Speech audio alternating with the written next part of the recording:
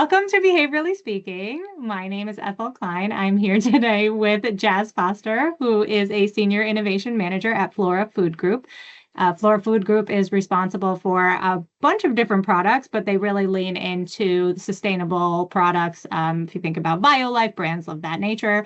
So today we'll be talking about sustainability in lieu of the Earth Day that's coming up April 22nd next week. So yeah, let's chat a little bit about sustainability. Tell me a couple of things, and then we'll pull it all together here. But yeah, Jaz. So first of all, if you want to take a moment to introduce yourself, by all means. Yeah, for sure, for sure. So my name's Jaz, as Ethel mentioned. I lead insights at Flora Food Group. I am a flexitarian, and I'll say that now.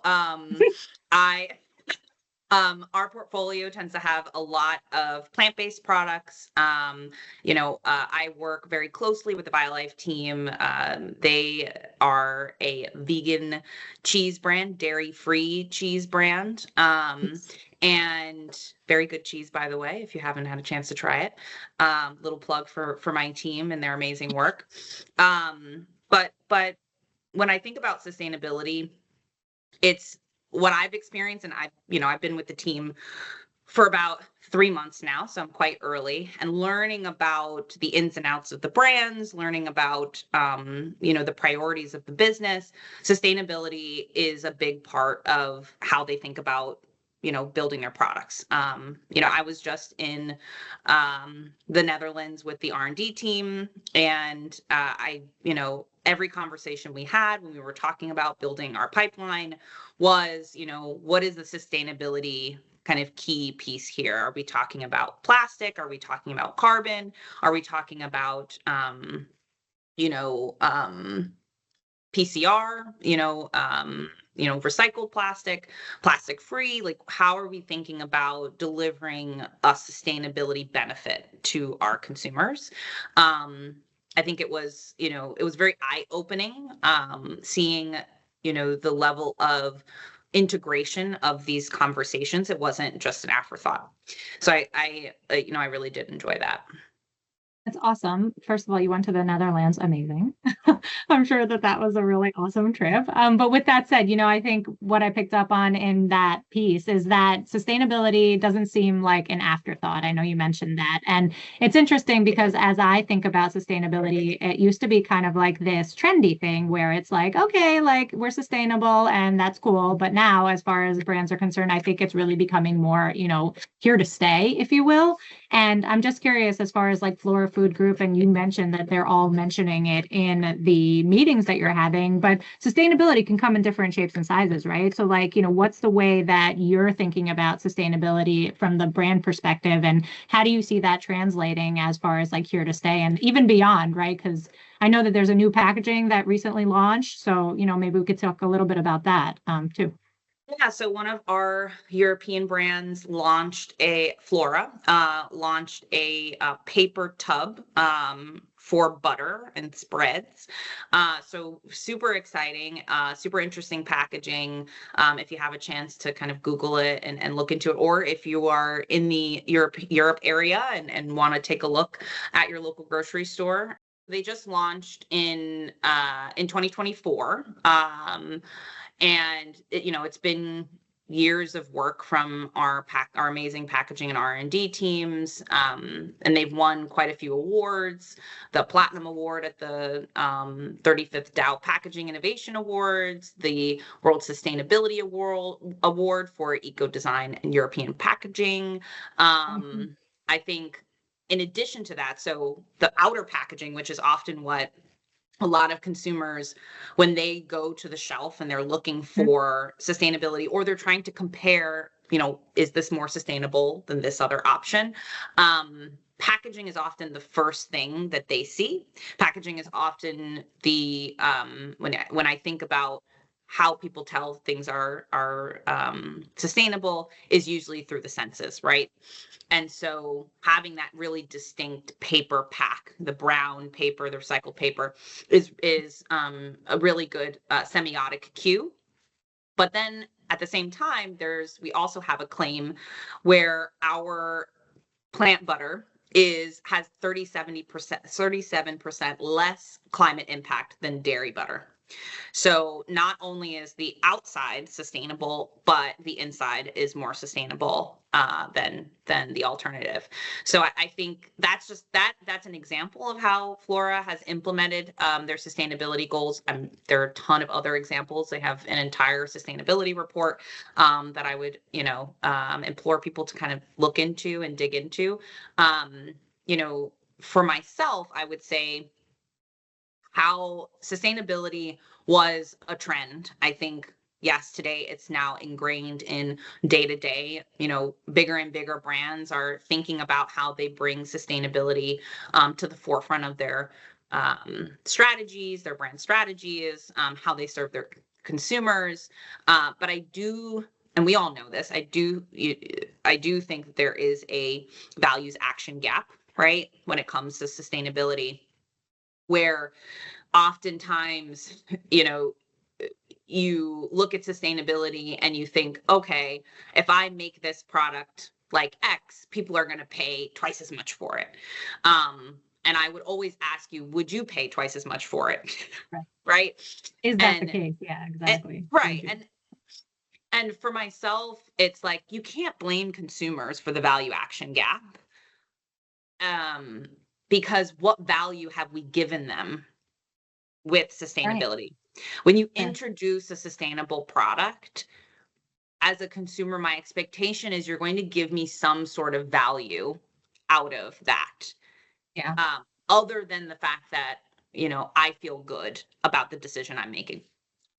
I would say from a price index perspective, the feel good is probably worth about 15 to 20 in terms of an over index in price. Yeah. Right. So if something's $30 more, obviously it's like, I would feel really good about buying this, but the price differential here is not enough to sway me to go in this direction. So therefore, sorry, but not today. So in order to charge more for something, substantially more for something, you have to be adding on value, other forms of value. Value can be convenience, value can be trust, value can be,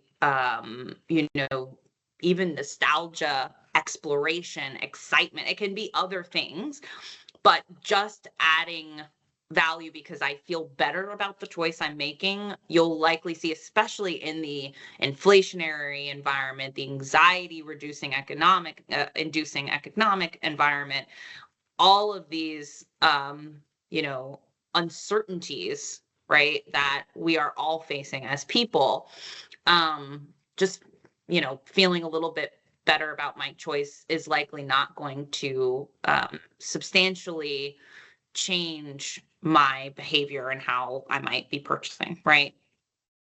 What I will say is sustainability can often be a distinctive asset for brands. It can also help you deposition other brands in the category and have a more distinctive proposition. So if I think about Flora, right, how many tubs on the shelf are like brown and have that like level of tactile texture, right?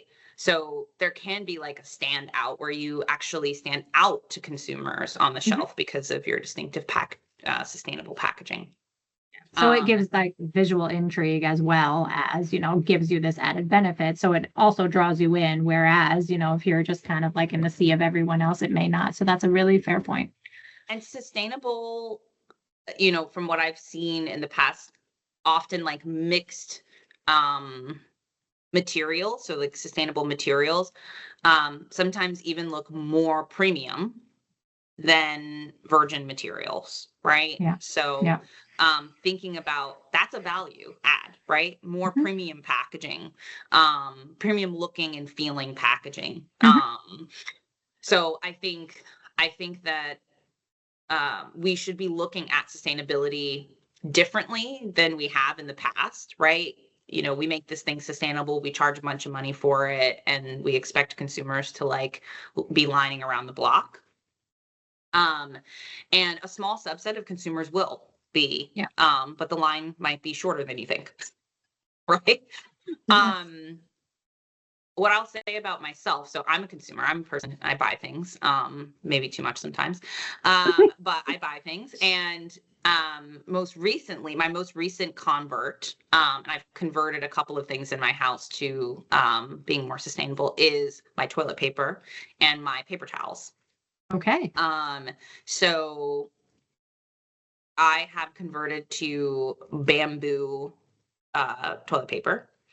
I was at Target one day and I was looking at the toilet paper and there was like a new brand, and I knew that there was a new brand because I was, I'm in the marketing space. I'm on LinkedIn. I see all the posts about different brands and launching and things. I follow the brands. And one of the brands that I had been looking into as a sustainability case study was on the shelf. And I was like, I'm really interested. There was a woman who was standing there and she was like, oh, you should definitely try it. And I was like, well, the folks in my household are very particular about the texture of their toilet paper. I'm like, I've gotten yelled at before when I tried to go sustainable. It didn't work out. I had to go back. And they were like, no, it's amazing. It's 3-ply. It works super well. And it was a bit more expensive. But at the end of the day, the value that I was getting from it was around the same. And knowing that it came from a regenerative source like bamboo, right? It grows like a weed, and can regrow and regrow versus, I think about, the Amazon and the trees that are being cut down that take hundreds of years to grow. Just for me to feel a little bit more comfortable, when I'm doing my business. I think it's worth it, right? That's fair. And the packaging was fantastic. Every time I go to the store and I look at the packaging for toilet paper for traditional brands, it's plastic wrapped in plastic. It's like a big thing of plastic with little things of plastic wrapped in plastic. Yeah. And I couldn't switch back because it would be too, honestly, it's inconvenient even, right? To have that much plastic. Whereas these are often shipped in a box and then they're wrapped in paper. I see. So what you just mentioned, so you're saying that you purchased this in the store and now you're continuing to purchase it. You like the packaging. That's awesome. But it was worth it for you here, because you felt like you were basically saving the trees in the rainforest, very paraphrased of what you just said. But really you're helping by saving, the trees and with the paper that's obviously needed to produce regular toilet paper. And you've switched to this. And so if I could ask a very specific question, how are you feeling it is doing? Do you feel like it's comparable? Do you feel it's better? I'm continuing to buy it, not because I'm saving the trees. So Okay. The first point of so that was your initial the first point of conversion was or point of truth was I was looking into this brand. It was sustainable. I was like, this is something that I use every day. I'd like the thing that I do every day to be a bit more sustainable. Awesome. But if it didn't work, and to be honest, I have switched to a sustainable option before and was reprimanded, quite frankly. Not reprimanded, but I was told wasn't favorable. It wasn't favorable. And so I switched back, right? And so now, and I think the previous one was maybe 2-ply. So they've they hit the sweet spot with the 3-ply, right? Okay. So I probably, if it didn't perform, I probably would have switched back. I think this goes to another point that I was thinking about in terms of sustainability is people will not pay for worse performing sustainable products. Yeah. They won't do it. Yeah. And that was kind of the reason I was asking the question, right? Because as you said, that point of truth was like, okay, I've been researching this. I wanted to try it out, but if it didn't perform, then you would have easily gone back, right? So it wouldn't have converted you then to now repeat purchase, which you are doing. So that's awesome. And then you said the paper towel, also same brand, but the same So brand. Okay. the paper towel is a different brand. Oh, okay. If I'm being honest, I don't have a messy household. Like I don't have like dogs and kids and things like that. So I'm not Have both. constantly Have both. right. I'm Have not both. constantly like wiping things up, but I do think that they could improve from the the paper towel piece of like the absorption and all of that. But at the same time, I think it's the same thing, right? If it didn't solve the need, I wouldn't keep buying the product. Perfect. That's a And perfect example. That's really a good one. So that's awesome. And that helps to explain, like why, right? Like the drivers of why. So that's really helpful. So there's another piece too, I think, that we often talk a little bit, I've talked about, is like the change of behavior. Mhm. If you're introducing something new, sustainable, try to minimize the amount of change in behavior. And this can also be attributed to packaging, in the sense of, if your packaging does not fit what the category is, what people are expecting from the category, you'll probably either be deselected, Yeah. or you'll be seen but not chosen. Yep. Right? Because people will not spend the time to figure out what you are. Yeah. Right? They Yeah. might see you and say, that's interesting. Why is that here? And question it. But they're not likely going to take the mental effort to do it unless you've already built up mental availability, meaning Mhm. they're already at the shelf looking for you because they know about you, like, from before. So for Your example, research, right? Yeah. yes, exactly. I think, and everyone probably uses this example, like Liquid Death is a great example of like using sustainability as a distinctive asset. All the other brands are plastic. You're coming in with a can, you're coming in with the very distinctive, brand visual identity and semiotics. You're not necessarily completely changing the behavior, right? And you're offering a comparable product, right? And so I think there are a lot of different examples, you can pull, to describe that. I personally love Liquid Death, and I'm a Liquid Death drinker. I get a lot of compliments from the Gen Zs and the Alphas on how cool I am for drinking it. So that's some of the reason why I drink it. Is just Okay. so that I get compliments from the younger generation. Does feel good to be cool sometimes, You Um, you don't need to drink liquid death to be cool. That's really funny though, like hearing you say that, because I kind of get it. It's like almost that badge value that when you're holding this, you're like, esteemed for being in, and so that's I cool. mean, So I get that. us, like behavior and psychologists called it conspicuous consumption, right? But I think that that is another value add, right? Yeah. For people. Yeah. If you derive some of your maybe status or feeling of like coolness from being seen as sustainable, and just having like the newest products, or the most interesting products, that also can be a value add, but For sure. likely for a smaller group of people, right? So if you're, when I think about scale, thinking about the drivers of your category and how to add value through those, while still remaining sustainable. Yeah. And I think that would answer the question that I really would want to wrap this up with, which is really like if you think about, brands and going into the future and making sustainability kind of part of the table stakes and incorporating that into their strategy, like any advice or any thoughts that you could leave them with from the Jaz Foster playbook here that you would want them I to always consider. say, like, would I buy this? Would I use that? Would I pay Yeah. this much for this thing? Yeah, that's fair.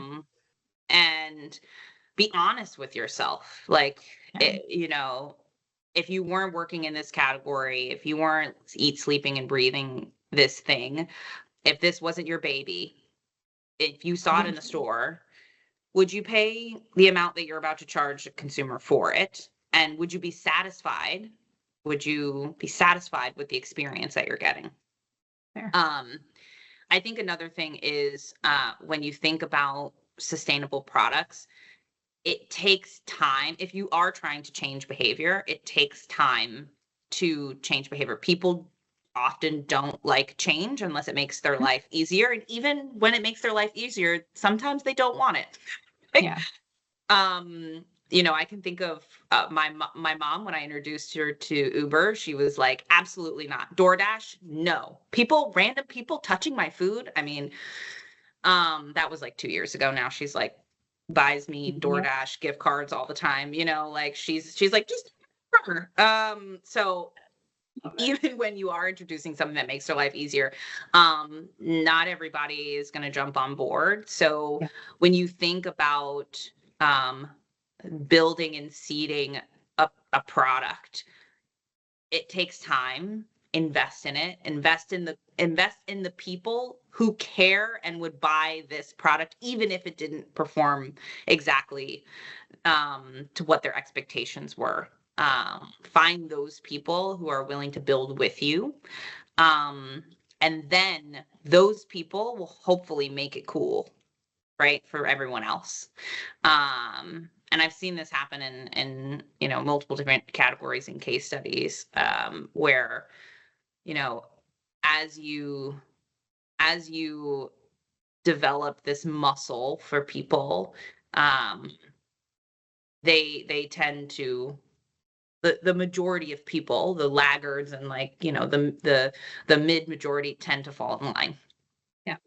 Interesting. So start with those early adopters, get them in, hook them, and then everybody else hopefully comes along for the ride. And co-create with them. I mean, those are the people who are going to be willing to pay the premium. Those are the people who are going to be willing to give you the benefit of the doubt.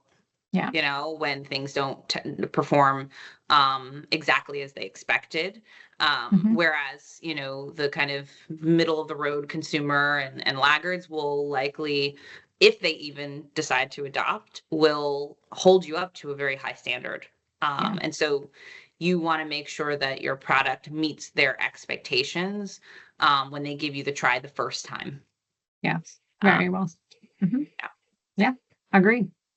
All right. Anything else that you want to add in here? Otherwise, I just want to thank you for your time and everything of that nature. So anything else for the brands who are continually pushing for sustainability and better solutions, keep up the good work and keep up the good fight. That's awesome. Thank you so much for joining us today for Behaviorally Speaking, Jaz. We hope to see you on another episode sometime soon on a potentially different topic. So thank you so much.